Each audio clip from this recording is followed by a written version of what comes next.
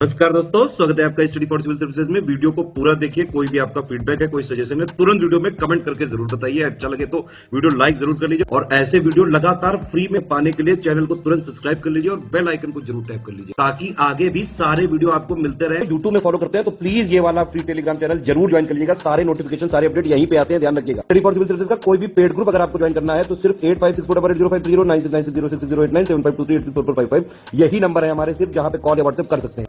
Instagram पे हमारा page जरूर फॉलो कर लीजिएगा, study for civil dot services है। ट्विटर पे हमको जरूर फॉलो कर लीजिएगा, @स्टडी फॉर सिविल्स है। Hello everyone, welcome you all to study for civil services. ये हमारे मार्च के सेकंड वीक दूसरे सप्ताह के सारे करंट अफेयर्स को हम लोग स्टार्ट करने वाले हैं, जिसमें से हमारा फर्स्ट आर्टिकल सबसे पहले तो हम लोग यहाँ पर स्टार्ट करेंगे हमारे इम्पोर्टेंट डेज से, जिसमें 8 मार्च जो है पहले नो स्मोकिंग डे, धूम्रपान निषेध दिवस के रूप में। देखिए 8 मार्च आप सभी लोग जानते हैं कि दो चीजों के लिए फेमस है।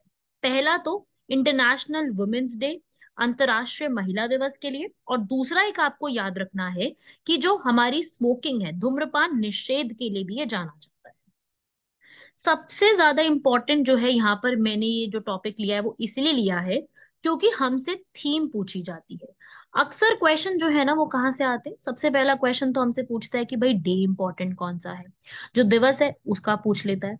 दूसरा यहाँ पे पूछता है उस दिवस की थीम क्या थी। थीम पे बहुत क्वेश्चंस आते हैं, तो इस बार की थीम थी धूम्रपान बंद करने से हमारा मस्तिष्क और स्वास्थ्य में सुधार होता है। दूसरा हमारा यहाँ पे इंटरनेशनल विमेन डे, अंतर्राष्ट्रीय महिला दिवस। महिला दिवस के लिए भी अगर मैं बात करूं तो ये क्वेश्चन भी कई बार पूछा जाता है कि इसकी थीम क्या थी इस बार। तो इस बार की जो थीम थी वो day digital all technology for gender equality, समानता के लिए नवाचार और प्रौद्योगिकी के ऊपर फोकस करने की बात की गई थी। और जो भी महिलाओं के लिए हमारी इम्पोर्टेंस है वो सारी बातें यहाँ पर बताई गई है। और ये जो 8 मार्च है ना, ये होली वाले दिन ही था। जब होली थी ना यहाँ पर भारत में मनाई जा रही थी, उसी समय ये बात जो है वो बोली गई थी। इक्वालिटी में बेसिकली बात थी इस बार की कि हमें किसको प्रमोट करना है, इक्वालिटी समानता को सबसे ज्यादा प्रमोट करना है। अब मैं आपको यहाँ पर एक चीज और बताऊं। देखो इंटरनेशनल लेवल पे तो यूएन ने बता दिया कि हमें इस टाइम मनाना है, लेकिन एक नेशनल वुमेन्स डे भी तो होता है ना। भारत के खुद के लिए भी तो हम लोग वुमेन्स डे मनाते हैं। तो मेरा यहाँ पर सवाल है कि हमारे इस बार के या फिर हमारा नेशनल जो वुमेन्स डे है या girl child day, national level पे हम लोग कब मनाते हैं? इंटरनेशनल नहीं, नेशनल भी हमारा वुमेन्स डे मनाया जाता है। और वो इंटरनेशनल नेशनल वुमेन डे जो है इंडिया का, हम लोग मनाते हैं क्योंकि उस दिन जो है सरोजनी नायडू का जन्म दिवस होता है। तो अगर नेशनल आपसे पूछेगा तो वो हमारा 13 फरवरी, ये वैसे मैंने करंट अफेयर्स में कवर करवाया था, तो ये भी एक आपको याद रखना, 13 फरवरी नेशनल वुमेन्स डे हमारे भारत के लिए मनाया जाता है क्योंकि इस दिन सरोजनी नायडू की बर्थ एनिवर्सरी थी। वही ऐसे ही एक जो है national girl child day, girl child मतलब जो है गर्ल चाइल्ड भी हम यहाँ पे मनाते हैं। और वो गर्ल चाइल्ड जो है वो हम मनाते हैं 24 जनवरी को, ठीक है? क्योंकि इस दिन जो है भारत की पहली महिला प्रधानमंत्री श्रीमती इंदिरा गांधी ने प्रधानमंत्री के रूप में शपथ ली थी। याद है ना सबको कि जो है 11 जनवरी को यहाँ पर जो लाल बहादुर शास्त्री जी थे उनकी डेथ हो गई थी, और उनके बाद कौन आए थे? गुलजारी लाल नंदा एक्टिंग में। और उसके बाद फिर जो है इंदिरा गांधी जो है प्रॉपरली जो है भारत की कौन बनती है, जो है प्रधानमंत्री के रूप में शपथ लेती हैं। तो इस प्रकार से 24 जनवरी भी याद रखिएगा। तो ये तीन आपको मैंने बताए वुमेन से जुड़े हुए। एक 8 मार्च पूरे वर्ल्ड के लिए होता है, और फिर ऐसे ही नेशनल भारतीय लेवल पर 13 फरवरी को ही हम मनाते हैं जो है राष्ट्रीय महिला दिवस। ऐसी 24 जनवरी जो है वो गर्ल चाइल्ड के लिए रूप में मनाया जाता है, इंदिरा गांधी के शपथ समारोह के लिए। ऐसे ही अब हमारे यहाँ आता है 10 मार्च, जिसको हम कहते हैं सीआईएसएफ की स्थापना दिवस, सीआईएसएफ रेजिंग डे या फिर सीआईएसएफ स्थापना दिवस। स्पेशली जो है 10 मार्च को मनाया जाता है। क्यों? क्योंकि 10 मार्च को ही, कौन सी डेट को? 10 मार्च को ही यहाँ पर जो है 1969 में सीआईएसएफ को यहाँ पर स्थापना के रूप में बनाया गया था। ये आप पिक्चर देख सकते हैं यहाँ पर 1969 में। और ये हमारी होम अफेयर्स मिनिस्ट्री के अंडर काम करती है, जिनका काम क्या है, बहुत सारे जो पब्लिक सेक्टर एरियाज है, एयरपोर्ट है, सी के एरियाज है, बहुत बड़े बड़े न्यूक्लियर पावर प्लांट है, पावर प्लांट्स बने हुए हैं, इन सब जगह पर क्या देना है, प्रोटेक्शन देनी है। तो सीआईएसएफ जो है वो एक भारत की बहुत ही इंपॉर्टेंट फोर्स है, जो कि किसके अंडर आती है, सीएपीएफ के under. CAPF central armed police force, केंद्रीय सुरक्षा बल जो है, इसके अंदर हमारी जो है सीआईएसएफ का ही शामिल है। सीआईएसएफ इसी में ही शामिल होती है।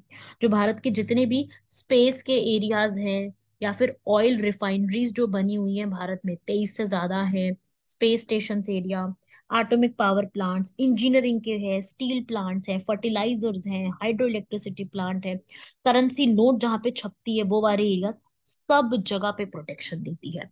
अब सवाल ये है कि सीआईएसएफ का जो मोटो है, वो मोटो क्या है, याद रखिएगा, कई बार पूछ लिया जाता है, प्रोटेक्शन एंड सिक्योरिटी। ये इसका मोटो है। ये कौन सी मिनिस्ट्री के अंडर आती है सीआईएसएफ? ये हमारी जितनी भी सीएपीएफ में आती हैं, सीआईएसएफ आती है, सीआरपीएफ आती है, बीएसएफ आती है, आईटीबीपी आती है, एसएसबी आती है, आसाम राइफल्स आती है। ये सारी सीएपीएफ के जितने भी ऑर्गेनाइजेशन है, ये हमारी गृह मंत्रालय के अंदर, अधीन में, होम अफेयर्स के अंडर काउंट की जाती है, जिसके हेड अभी अमित शाह है। सो इस प्रकार से इसको याद रखिएगा। ये डेज कुछ हमारे लिए इंपॉर्टेंट है, सीधे फैक्ट्स है, डायरेक्ट क्वेश्चन पूछा जाता है इनसे, इनको याद रखिएगा। डेज से आगे बढ़ते हैं अब इसके बाद। नेक्स्ट कुछ इंपॉर्टेंट न्यूज की तरफ जाते हैं, जिसमें सबसे पहली न्यूज है कि दिल्ली एयरपोर्ट को जो है, बहुत ही क्लीनेस्ट एयरपोर्ट, मैं दिल्ली की बात नहीं कर रही, दिल्ली में तो बहुत पॉल्यूशन है, पर दिल्ली एयरपोर्ट को क्लीनेस्ट, सबसे ज्यादा साफ सफाई के स्वच्छ हवाई अड्डों में जो है वो स्थान दिया गया है। दिल्ली एयरपोर्ट पूरे एशिया पैसिफिक का जो रीजन है, ठीक है, उसके हिसाब से दिया गया। किसने दिया है ये अवार्ड, ये हमारे लिए जरूरी है जानना। एयरपोर्ट काउंसिल इंटरनेशनल, ठीक है, आप इसको कह सकते हैं एयरपोर्ट काउंसिल इंटरनेशनल, उन्होंने यहाँ पर साफ सफाई, जो इंदिरा गांधी हवाई अड्डा है ना, उनको दिया गया है, जिसमें 40 मिलियन पैसेंजर्स पूरे साल भर यहाँ पे ट्रैवल करते हैं। और इस तरीके से दिल्ली को ये प्राइज मिला है। ये आपके एग्जाम में 100% इस टाइप का क्वेश्चन बन सकता है। बहुत ज्यादा नहीं पूछता, पर सीधा सीधा क्वेश्चन तो ये जरूर आ सकता है कि किसको अवार्ड दिया गया है, किसको मिला है, ये तो आ सकता है। 30 से ज्यादा चीजों को ये पूरा चेक करता है कि भाई स्टाफ कैसा काम कर रहा है, कितना स्टाफ है किसी एरिया में, सारी कैटेगरी के बेस पे यहाँ पे काम करता है। और दिल्ली टॉप पे था। इसके अलावा जो नई कैटेगरी ऐड हुई है, उसमें इंडिया एयरपोर्ट कोई भी नहीं था। देख सकते हो आप यहाँ पर, जो है सबसे यहाँ पर टॉप में है जो बीजिंग, चाइना का बीजिंग एयरपोर्ट है, कुआलालंपुर जो है मलेशिया की कैपिटल, वहां का एयरपोर्ट, शांघाई अगेन चाइना का, सुल्तान हसनुद्दीन जो है इंडोनेशिया का, ये भी यहाँ पर रहा है।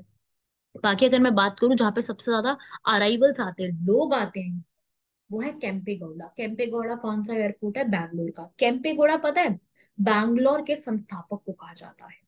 ये पर्सन थे जिन्होंने बैंगलोर की स्थापना करी थी, उन्हें ही केम्पेगौड़ा कहते हैं, और उन्हीं के नाम पे ये एयरपोर्ट भी है। इवन उनके नाम पर जो है स्टैचू भी बनाया गया, समृद्धि का statue, statue of prosperity, Bangalore के अंदर। ठीक है, याद रखिएगा इन चीजों को, ये हमसे इंपॉर्टेंट है। और ये एशिया पैसिफिक रीजन की बात हो रही है, ठीक है। अगला है हमारा निसार सैटेलाइट के ऊपर। अभी क्या है ना, निसार सैटेलाइट के बारे में मैंने आपको पहले भी बताया था, पर निसार जो है ना, ये अभी इंडिया अराइव हो चुकी है, इसलिए ये न्यूज में है। ये जो सैटेलाइट है निसार, ये इंडिया में अराइव हो गई है। और ये नासा और इसरो का खुद का एक साथ मिशन है, सिंथेटिक एपर्चर रेडार, निसार के नाम से। बहुत इंपॉर्टेंट है, सवाल पूछा जा सकता है ये क्या चीज है। तो ये निसार एक सैटेलाइट है जो कि नासा और इसरो मिल करके बना रही है, जिसमें ये क्या चेक करेंगे, अर्थ के आसपास, पृथ्वी की सतह के पास यूज किया जाएगा, जिसमें हमें ये पता चलेगा ऐसे इवेंट्स जो कि एकदम से होता है ना, अचानक से आ जाते हैं, ये उनकी इंफॉर्मेशन अपने को देगा, नेचुरल चीजें समझने की इंफॉर्मेशन देगा। और आप ये कह सकते हो कि वर्ल्ड की सबसे एक्सपेंसिव अर्थ की सैटेलाइट ये बनने वाली है। इसको इंडिया लेकर के आया गया है। इसलिए अभी ये न्यूज में है। तो ये निसार को याद रखिएगा, कौन कौन मिलकर डेवलप कर रहा है। सवाल इससे बनने का पूरा पूरा चांस है सैटेलाइट के ऊपर। और नासा ने अभी निसार सैटेलाइट इसरो को हैंड ओवर कर दी है, इसलिए अभी ये न्यूज में था। और इसका चांस है कि इसको जो है 2024 जो आने वाला है अगले साल, ये तब लॉन्च की जाएगी। अभी तो नहीं है। और ये सतीश धवन स्पेस सेंटर आंध्र प्रदेश जो है उसमें से ही लॉन्च की जाएगी। और ऐसा कहा गया है कि ये 12 दिनों के अंदर पूरे अर्थ को जो है उसका मैप तैयार करके हमें देगी। एग्रीकल्चर, जहाँ पे तेल का रिसाव हो रहा है, कहाँ पे वनों की कटाई ज्यादा चल रही है, सुनामी कहाँ आ सकती है, अर्थक्वेक कहाँ पे आ सकता है, ज्वालामुखी का विस्फोटन कहाँ हो सकता है, ये सारी इंफॉर्मेशन हमें प्रोवाइड करने में हेल्पफुल रहेगी। बढ़ते हैं हमारे नेक्स्ट आर्टिकल की तरफ। ये आप एक पिक्चर देखिए, साथी प्लेटफॉर्म। देखिए साथी प्लेटफॉर्म जो है इसकी आप पहले तो फुल फॉर्म देखिए, self assessment test and help for entrance exam. तो साथी प्लेटफॉर्म ये बना दिया गया है। अभी आप देखिए, पढ़े यहाँ पर, ये स्पेशली मैंने पिक्चर इसीलिए इंक्लूड करी ताकि आपको याद रहे। इससे धर्मेंद्र प्रधान जो कि हमारे अभी एजुकेशन के मिनिस्टर हैं, उन्होंने यहाँ पर एक साथी प्लेटफॉर्म को स्टार्ट किया है। सारा पिक्चर्स ऊपर देख सकते हैं, जिसका काम क्या है, पढ़ो, एंट्रेंस एग्जाम। तो एक इस तरीके का प्लेटफॉर्म है ये, जो कि हमें जितने भी हमारे कॉम्पिटिटिव एग्जाम होते हैं, जेईई, नीट, गेट, और आगे चल के यूपीएससी भी इसमें ऐड हो जाएगा।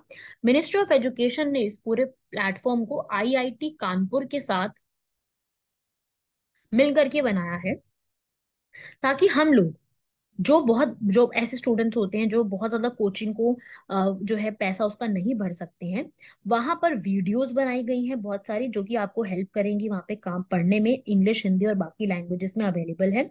और वहां पर आप क्या कर सकते हो, कोचिंग क्लासेस ले सकते हो, और साथ ही साथ स्टडी मटेरियल को भी वहां पे आप ले सकते हो। और साथ ही साथ इस पूरे के साथ साथ आप टेस्ट जो है, मॉक टेस्ट की जो चीजें होती है ना, वो भी आप देख सकते हो। और अपनी जो आपकी आपने क्या परफॉर्मेंस दिया है वहां पर, उसको भी आप पूरा चेक कर सकते हो। तो ये काफी अच्छा प्लेटफॉर्म है, साथी प्लेटफॉर्म, जो आपको आपके एग्जाम में पूरा साथ ही देगा। यूपीएससी भी अभी स्टार्ट कर दिया, मतलब कोशिश की जा रही है इसके अंदर पूरी।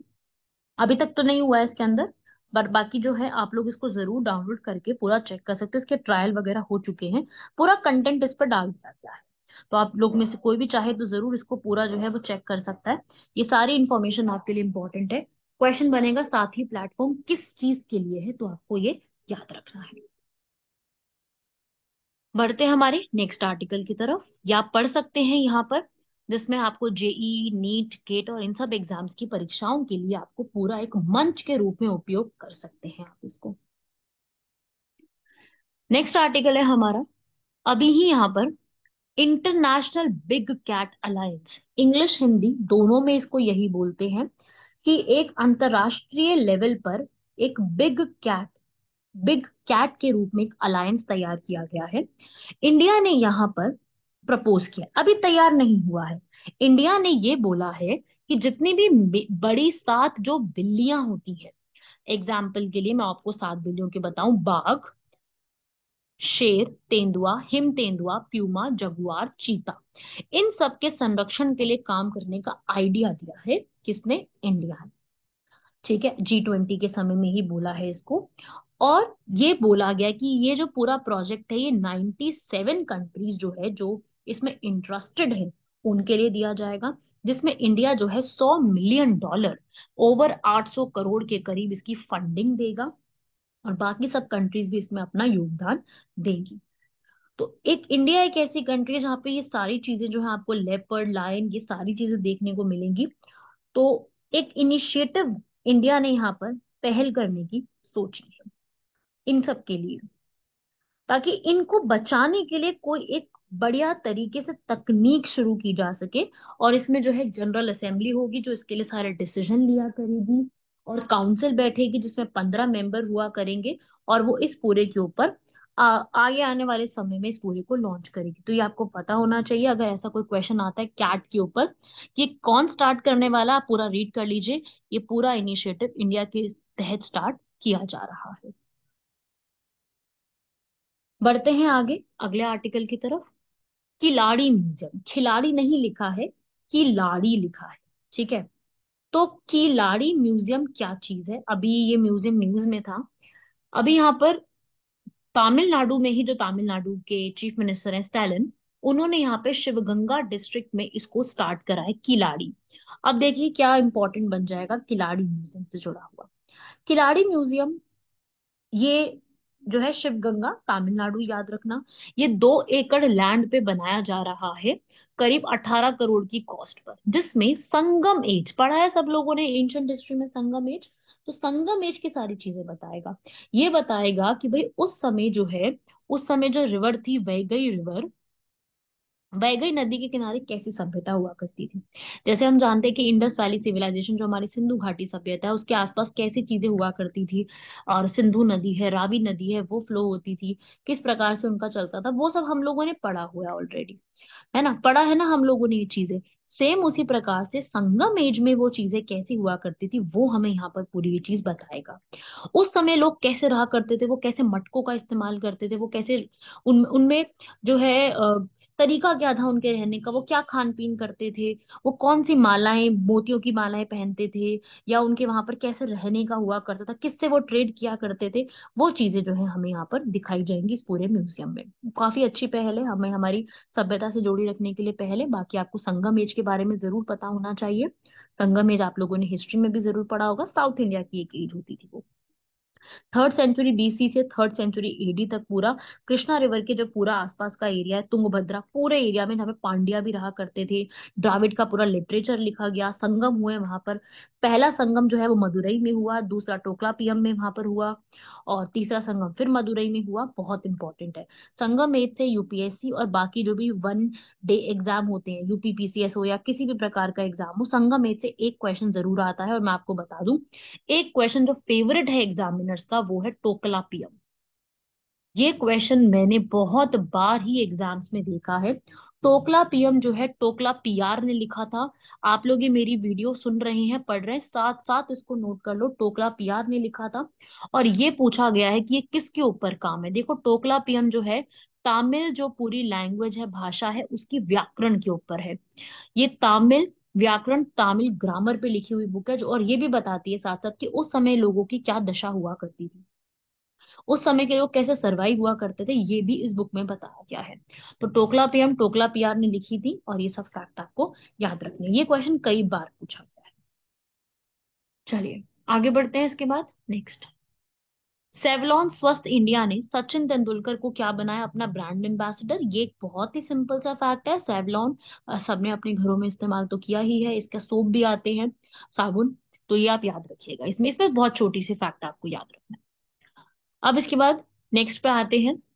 आसियान और इंडिया का यहाँ पर 5वां जो है बिजनेस समिट हुआ है।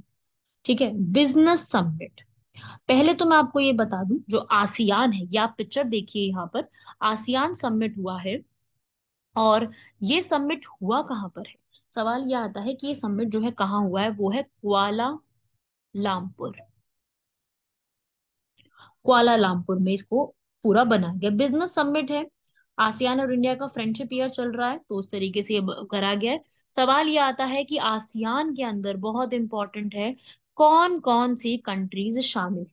तो देखिए आसियान के अंदर जो है वो इंडोनेशिया, फिलीपींस, ठीक है, म्यांमार, म्यांमार से शुरू कर दो, इंडिया के आगे का पूरा रीजन आता है इसके अंदर। साउथ ईस्ट जो है, दक्षिण पूर्वी जो भी बनते हैं वो सारे इसके अंदर आएंगे। Thailand, Laos, Cambodia, Vietnam,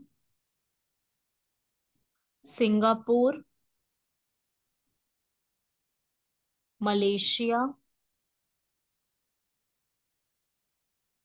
Brunei. ठीक है भाई, लिख लीजिएगा। अभी इसमें 10 मेंबर्स हैं ये वाले, जो कि ये पूरा काम करती है, इसमें इंपॉर्टेंट है। और इसी की मलेशिया जो है यहाँ पे लिखा है, इसी की कैपिटल है कुआलालंपुर। और जिसकी जो करेंसी है यहाँ पर, दोस्तों इसकी करेंसी है रिंगीत। ठीक है, इसको भी याद रखिएगा। यहाँ पर एक बहुत इंपॉर्टेंट माउंटेन रेंज पड़ती है, जिसका नाम ईरान है।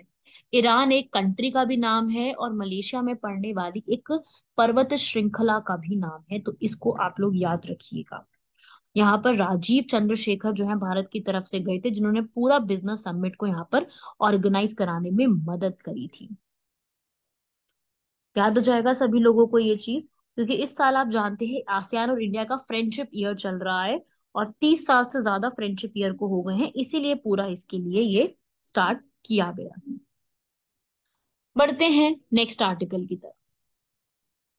आसियान इंपॉर्टेंट है, पढ़ लीजिएगा हर कोई। अगला है हर पेमेंट डिजिटल।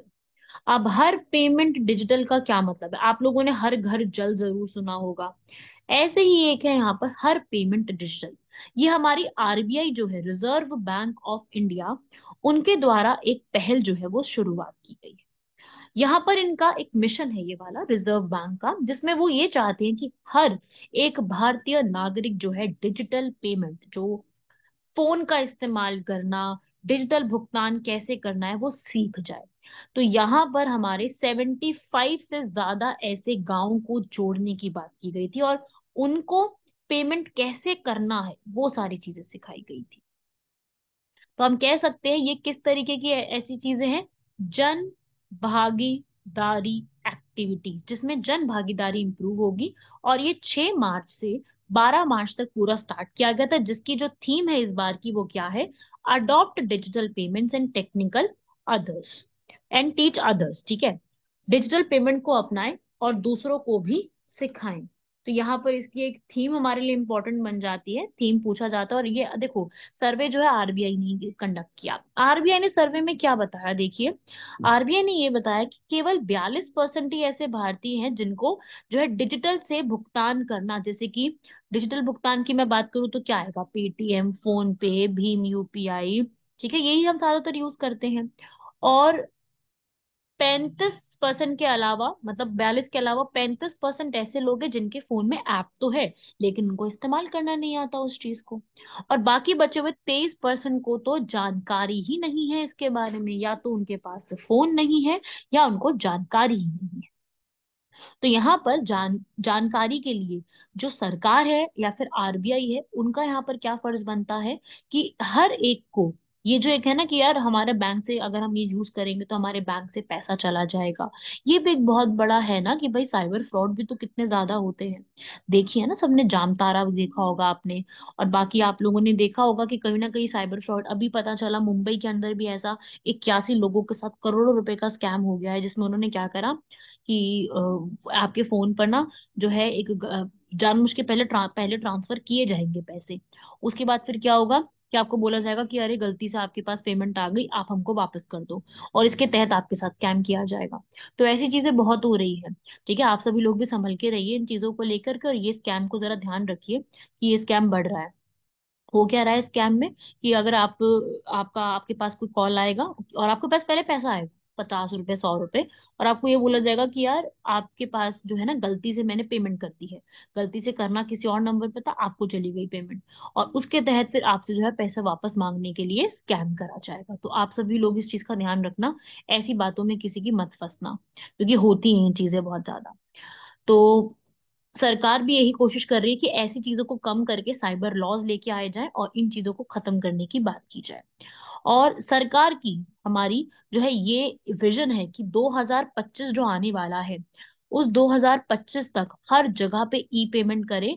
100% हमें जो है पेमेंट्स यहाँ पर इलेक्ट्रॉनिक रखनी है। ये सरकार की पहल है इसके अंदर, और सरकार चाहती भी है कि इसको हम प्रमोट करें। तो देखते हैं इसको आगे आने वाले समय में हमें कितना देखने को मिलता है, वो तो हमें पता चलेगा, हम भी लोग भी इसी देश के निवासी हैं। चलिए नेक्स्ट बढ़ते हैं आगे। यहाँ पर इंडियन युवा उत्सव फेस्टिवल, फेस्टिवल का नाम है इंडियन युवा उत्सव फेस्टिवल। अब ये इंडियन युवा उत्सव फेस्टिवल कहाँ मनाया गया, हमारे लिए ये इंपॉर्टेंट बन जाएगा। तो यहाँ पर जो है युवा फेस्टिवल पूरे तरीके से आईआईटी रोपड़ जो है, इंडिया @2047 इसके अंदर लॉन्च किया गया है। अनुराग सिंह ठाकुर जो हमारे स्पोर्ट्स के मिनिस्टर हैं, उन्होंने यहाँ पर आईआईटी रोपड़ जो पंजाब में है वहां से इस पूरे को स्टार्ट किया है। और भी जगह गए थे वो, उत्तर प्रदेश में प्रतापगढ़ गए थे, उत्तराखंड में हरिद्वार, और मध्य प्रदेश में होशंगाबाद, राजस्थान में हनुमानगढ़, काफी जगह पे गए थे जहाँ पे उन्होंने वो क्या बोला कि भाई अब आने वाले 31 मार्च 2023 तक पूरे भारत में 150 डिस्ट्रिक्ट से ज्यादा क्या प्रमोट किया जाएगा, युवा उत्सव @2047। 2047 ही क्यों है ना, क्योंकि कई बार 2030 होता है या 2045 होता है, राउंड फिगर होनी चाहिए थी। 2047 का क्या मतलब है यहाँ पर, 2047 जो है हमारी आजादी को 100 साल हो जाएंगे। तो ये टारगेट रखा गया है इस चीज का। ऐसे ही 2047 ना ग्रीन हाइड्रोजन का भी टारगेट है, याद रखिएगा। ग्रीन हाइड्रोजन मिशन सुना है ना सबने, हरित हाइड्रोजन मिशन, उसका टारगेट भी 2047 ही रखा गया, तो इसको भी एक याद रखिएगा। तो इसके अंदर ये भी याद रखिएगा, पूरा एक दिन का सेलिब्रेशन यहाँ पे किया गया युवा शक्ति के लिए, पूरे पूरे भारत के अंदर इंडिया की डेवलपमेंट को प्रमोट करने के लिए। बढ़ते हैं हमारे नेक्स्ट आर्टिकल की तरफ, नल्ला मल्ला फॉरेस्ट। ठीक है, नाम थोड़ा अजीब लग सकता है, बट ये प्रोनाउंसिएशन ऐसे ही है इसकी, नल्ला मल्ला या फिर नल्ला मल्ला करके भी आप याद रख सकते हो। अभी हुआ क्या है कि नल्ला मल्ला जो फॉरेस्ट है, वहां पर जो है आग लगने के इंसिडेंट देखे गए हैं। फॉरेस्ट फायर बहुत कॉमन होती जा रही है अभी भारत के अंदर। तो ये नल्ला मल्ला हिल्स भी आती हैं, और ये जो है यहाँ पर फॉरेस्ट में करीब करीब 40 डिग्री टेम्परेचर अभी टच कर गया है। ठीक है, ये आप देखेंगे यहाँ पर कृष्णा रिवर के पास आपको जो है ये देखने को मिलेंगे। और ऐसा नहीं है कि ये सिर्फ एक ही राज्य में है, ये आंध्र प्रदेश और तेलंगाना दोनों में आपको देखने को मिलेंगे। ये आप देख सकते हैं ऊपर की तरफ हैदराबाद है, ये आंध्र प्रदेश के यहाँ पर कृष्णा रिवर फ्लो करती है, यहाँ पे है ये। इसी इन्हीं में नल्ला मल्ला एक बहुत बड़ा फॉरेस्ट है। फॉरेस्ट के अंदर ही ये आपके जो पूर्वी घाट है, जिन्हें हम कहते हैं ईस्टर्न घाट्स, उसी का पार्ट है। और इसमें आपको जो भारत का सबसे बड़ा टाइगर रिजर्व है, टाइगर्स को प्रोटेक्ट करने के लिए, बचाने के लिए जो टाइगर रिजर्व है, जिनका नाम है नागार्जुन श्री सेलम टाइगर रिजर्व, वो इसी फॉरेस्ट के अंदर है, आंध्र प्रदेश और तेलंगाना के अंदर। और यहीं पर आपको कुछ जो है वाटरफॉल्स, झरने, वो भी देखने को मिलेंगे, जैसे कि महबूब नगर वाटरफॉल, गुंटूर के झरने वाटरफॉल, नालगोंडा के झरने, ये सब भी आपको यहीं पर देखने को मिलेंगे। तो ये नल्ला मल्ला फॉरेस्ट के बारे में, या हिल्स भी हैं यहाँ पर, इनको याद रखिएगा। नदी कौन सी बहती है वो हमसे पूछा जा सकता है, कृष्णा नदी यहाँ पर पास में बहती है। और बहुत पुराना सिस्टम है यहाँ का जो चलता आ रहा है। आप मान के चलिए, जो आपने रॉक सिस्टम पढ़ा होगा, ये कुडप्पा, जो कुडप्पा रॉक सिस्टम है, उसके जमाने की रॉक्स यहाँ पे चलती आ रही हैं। और यहाँ पर बहुत ज्यादा खेती जो है वो की जाती है। यहाँ पर आपको एक अच्छी खासी पॉपुलेशन में ट्राइबल पीपल भी रहेंगे, जो कि सबसे ज्यादा यहाँ पे रहते हैं, लिख लीजिए, चेंचूज। ये वो चेंचूज हैं जो कि सबसे ज्यादा यहाँ पर रहने हैं, इनकी अनुसूचित जनजातियों की जो संख्या है वो यहाँ पर अच्छी खासी देखने को मिलेगी। नेक्स्ट, इंडोनेशिया अभी बड़ा न्यूज में चल रहा है। इंडोनेशिया क्यों, क्योंकि बीच में आप लोगों ने जरूर सुना होगा कि जो इंडोनेशिया है वो अपनी कैपिटल शिफ्ट करा था नुसांत्रा पर। सुना था ना सब लोगों ने इस चीज के बारे में, कि इंडोनेशिया है उसकी कैपिटल पहले जकार्ता थी, जकार्ता के डूबने की वजह से जो इंडोनेशिया की कैपिटल है उसको शिफ्ट करने की बात की जा रही थी। तो जकार्ता को शिफ्ट करके क्या कर दिया उन्होंने, नुसांत्रा कर दिया, बिल्कुल ठीक। अब यहाँ पर नुसांत्रा के बाद भी जो है इंडोनेशिया, यहाँ पर आप देखेंगे ये है इंडोनेशिया। इंडोनेशिया के जो अब कैपिटल है ये वाली, ये जकार्ता हुआ करती थी। उसके बाद अब इसकी कैपिटल को फिर से शिफ्ट करने की बात की जा रही है। कहाँ पे शिफ्ट किया जाएगा कैपिटल को, बोर्नियो में। ठीक है, ऐसा बोला जा रहा है कि कैपिटल को बोर्नियो में शिफ्ट किया जाएगा। तो अभी यही न्यूज में चल रहा है। इंडोनेशिया हमारे लिए काफी इंपॉर्टेंट है, इंडोनेशिया के बारे में आपको पता होना चाहिए। और ये इंडोनेशिया का इधर की तरफ सुमात्रा आइलैंड है, और ये जावा आइलैंड है, दो अलग अलग आइलैंड बने हुए हैं। और यहाँ पे हमारे इंडिया के निकोबार आइलैंड से काफी हमारे से पास पड़ते हैं। इंडोनेशिया इस तरफ जो है वो काफी पास सा पड़ता है। और इंडोनेशिया जो है मतलब अच्छी जगह है, काफी देखने लायक जगह है। और साथ ही साथ इंडोनेशिया के बारे में कुछ एक ओवरव्यू और इंटरेस्टिंग फैक्ट्स जो आपको इंडिया और इंडोनेशिया के बारे में पता होने चाहिए। ये वर्ल्ड की सबसे बड़ी लार्जेस्ट आइलैंड कंट्री, जिसमें करीब 17,000 आइलैंड है। और यहाँ पर सबसे ज्यादा बड़ा जो आइलैंड जहाँ पे सबसे ज्यादा पॉपुलेशन रहती है वो है जावा। यहाँ रहती है जावा में। ठीक है, और ये आप कह सकते हो कि यहाँ पर ये एक ऐसी कंट्री है जहाँ पर वर्ल्ड की सबसे ज्यादा मुस्लिम पॉपुलेशन रहती है पहले नंबर पे। और दूसरे नंबर पे इंडिया में रहती है मुस्लिम पॉपुलेशन सबसे ज्यादा। और इंडोनेशिया जो है वो आसियान जो है उसका मेंबर रहा है। और ऐसे ही आपको एक ये भी पता होनी चाहिए, एक स्ट्रेट पड़ती है यहाँ पर जो कि सुंदा स्ट्रेट के नाम से जानी जाती है। मैं आपको यहाँ पे लोकेशन मैप में मार्क करके बता रही हूँ। एक आती है सुंदा स्ट्रेट। अभी सुंदा स्ट्रेट ना हमसे पूछी जाती है। ठीक है, कई बार इससे सवाल आते हैं कहाँ पे पड़ती है। तो देखो भाई, ये रीजन यहाँ पे देखो मेरे साथ, ये वाला। ठीक है, ये इंडोनेशिया में ही है, सुमात्रा और जावा को अलग कर रही है। नाम है इसका सुंदा स्ट्रेट। तो ये सुंदा स्ट्रेट भी एक याद रखिएगा, आपके इसी रीजन में पड़ती है। इंडोनेशिया इंपॉर्टेंट है, पता होना चाहिए। और यहीं पर ही आपका एक वॉल्केनो है जो कि हाल में फटा है, और ये बहुत बार इरप्ट होता रहता है, माउंट मेरापी। इंडोनेशिया में बहुत वॉल्केनो आपको देखने को मिलेंगे, बहुत सारे ज्वालामुखी वहां पर देखने को मिलेंगे। और 2023 की मैं बात करूं तो मेरापी आइलैंड अभी फिर से यहाँ पर इरप्ट हुआ है। अभी ही कुछ दिन पहले इसकी इरप्शन शुरू हुई थी। तो मेरापी हमारे लिए इम्पोर्टेंट है, अभी हुआ। लेकिन उसके अलावा भी यहाँ पर आइलैंड है जैसे कि सीनाबंग। ये आइलैंड भी यहाँ पर करीब करीब कभी ना कभी इरप्ट होता ही रहता है। अभी हाल फिलहाल में नहीं हुआ, पर जब मतलब कई बार ऐसा आपको देखने को मिलेगा कि ये इरप्ट होता रहता है। तो ये दो आइलैंड है, मेरापी और सीनाबंग। इन दोनों के नाम आप लोगों को इसी प्रकार से जैसे लिखे हुए हैं वैसे ही याद रखने हैं। आगे बढ़ते हैं। भूमचू फेस्टिवल। अब एक फेस्टिवल यहाँ पर जो है वो मनाया गया है जिसका नाम है, सिक्किम में मनाया जाता है भूमचू। इम्पोर्टेंट है यहाँ पर भी, जो है सिक्किम के सारे सिक्किम, पूरे सिक्किम में तो नहीं मनाया जाता, पर कुछ एक अच्छा खासा हिस्सा है जहाँ पे मनाया जाता है। और ये जो पूरा फेस्टिवल मनाते हैं भूमचू फेस्टिवल, ये बहुत सारे लोग आते हैं, दुनिया भर से लोग आते हैं। और आप लोगों ने नाम सुना होगा, एक नदी का नाम है रंगीत नदी। ये रंगीत नदी जो है जाके बाद में किसको मिल जाती है, जो तीस्ता नदी आप लोगों ने पढ़ा होगा, ब्रह्मपुत्र को मिलती है। तीस्ता की एक ट्रिब्यूटरी है रंगीत नदी। ठीक है, यहाँ पर जो है गुरु पद्म संभव एक बुद्धिस्ट गुरु थे जो कि बुद्धिज्म को तिब्बत तक लेके गए थे। उनकी याद में ये पूरा फेस्टिवल जो है वो मनाया जाता है भूमचू। भूमचू का मतलब होता है एक बहुत ही होली, या फिर एक ऐसा एक पानी, एक ऐसा जो कि बहुत ज्यादा हमारे लिए सैक्रेड है, पवित्र पानी है। ठीक है, तो ये भी याद रखना, एग्जाम में ऐसा क्वेश्चन एक जरूर आता है। क्वेश्चन आएगा कि ये कहाँ का फेस्टिवल है, मणिपुर का है, मिजोरम का है। तो स्टूडेंट्स कंफ्यूज हो जाते हैं, इसलिए मैंने इसको इंक्लूड किया। क्योंकि क्या होता है ना, कई बार जब आप टीचर के मुंह से सुनते हो, आप वीडियो सुन रहे होते हो, तो कई बार ना वो बात जो टीचर ने कही है ना याद रह जाती है। तो इसीलिए मैंने आपको ये अलग से भी बताया है, थोड़ा डिटेल में, इसीलिए। नेक्स्ट हमारा आर्टिकल है, बढ़ते हैं। आप सभी लोग जानते हैं कि इंडिया ने इस बार, इंडिया के लिए बहुत प्राउड मोमेंट रहा है, और हम लोगों ने दो ऑस्कर्स जो है यहाँ पर वो जीते हैं।